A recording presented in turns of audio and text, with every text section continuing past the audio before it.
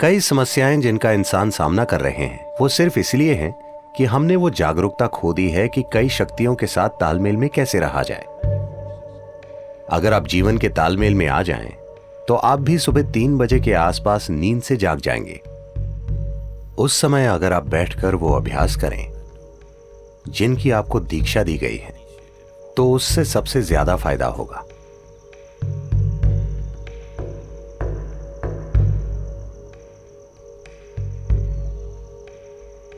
जिस तरह से धरती घूम रही है और जो भी हो रहा है, उस वजह से एक बहुत बुनियादी बदलाव आता है सुबह 3:20 से सुबह 3:40 के बीच।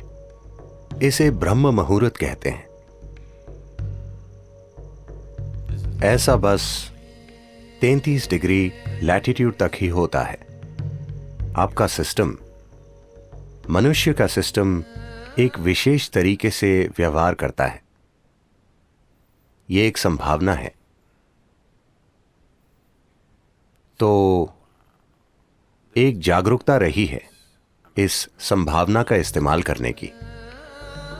आपका जीवन उन कई चीजों का परिणाम है जिन्हें हम ब्रह्मांड कहते हैं या जिन्हें हम अस्तित्व कहते हैं। तो हम इस जबरदस्त घटना का परिणाम हैं जिसे हम सृष्टि कहते हैं। हम अपने आप में एक अलग जीवन नहीं है। तो जब आप तालमेल में होंगे तो कुछ चीजें होंगी।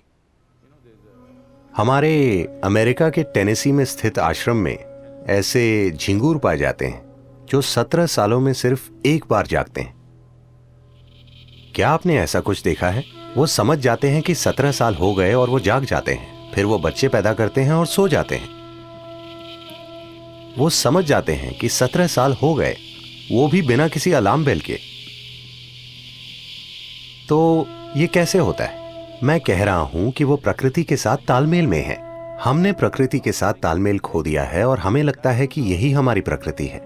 नहीं, कई सारी बीमारियां और समस्याएं जिनका मनुष्य अनुभव कर रहे हैं, वो बस इसलिए हैं क्योंकि हमने वो जागरूकता खो दी है कि उन कई सारी शक्तियों के साथ तालमेल में कैसे रहा जाए जो हमें वो बनाती हैं जो हम हैं। तो योग वो तालमेल लाने के लिए है ताकि आप जीवन के साथ लय में हो। अगर आप जीवन के साथ लय में होंगे तो आप भी सुबह 3 बजे के थोड़ा बाद जागेंगे। अगर आप जागरूक हैं तो अचानक आपके अंदर जीवंतता की एक किरण जागेगी, और अगर आप गहरी नींद में भी हों तो भी जाग जाएंगे। आपके साथ ये होना चाहिए। इसका मतलब है आप उसके साथ तालमेल में हैं, आप जीवन के तालमेल में हैं। तो मुझे क्या करना चाहिए? क्या मुझे ध्यान करना चाहिए या क्रिया? इससे फर्क नहीं पड़ता कि आप क्या करते हैं। आपको वो प्रक्रिया करनी चाहिए जिसकी आपको दीक्षा दी गई है, क्योंकि दीक्षा का मतलब है आपको कोई अभ्यास बस सिखाया ही नहीं गया है, आपके सिस्टम में उसे उतार दिया गया है, उसे आपके सिस्टम में बिठा दिया गया है। तो वो जो भी हो, अगर आप में एक जीवित बीज है और आप ब्रह्म मुहूर्त पर जागें और वो अभ्यास करें, तो इससे सबसे ज्यादा फायदा होता है, क्योंकि तब धरती के बर्ताव का आपके सिस्टम पर वैसा ही असर होता है। अगर आप एक विशेष तरह से जागरूक हो जाएं, आपके अंदर एक खास स्तर की जागरूकता आ जाए, तो आप बस जान जाएंगे You will simply know when the time is. कि वो समय कब है। अगर आप सही समय पर सोने जाएंगे तो आपको घड़ी देखने की जरूरत नहीं होगी। आप हमेशा जान जाएंगे कि 3:40 बजे हैं, क्योंकि फिर शरीर एक अलग तरह से बर्ताव करता है। उस समय अगर आप बैठकर वो प्रक्रिया करें जिसकी आपको दीक्षा मिली है, वो नहीं जो आपने किताबों से पढ़ी है, तो सबसे ज्यादा फायदा होगा। उस समय बीज को अंकुरित होने के लिए जरूरी मदद मिल जाएगी, या वो अन्य समय के मुकाबले ज्यादा तेजी से विकसित होगा। यह सिर्फ दीक्षित लोगों के ही लिए है। अगर आप दीक्षित नहीं हैं, आप किताब योगी हैं,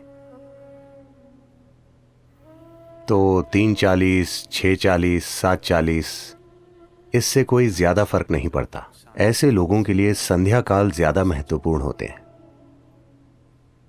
संध्या मतलब सूरज के उगने से 20 मिनट पहले से 20 मिनट बाद तक, या सूरज डूबने से 20 मिनट पहले से 20 मिनट बाद तक। दोपहर और आधी रात के लिए भी यही सच है, लेकिन उनकी प्रकृति अलग है। तो ये 2 संध्याएं उनके लिए बेहतर हैं जो दीक्षित नहीं है। 3:40 उनके लिए अच्छा है जिन्हें शक्तिशाली दीक्षा मिली है।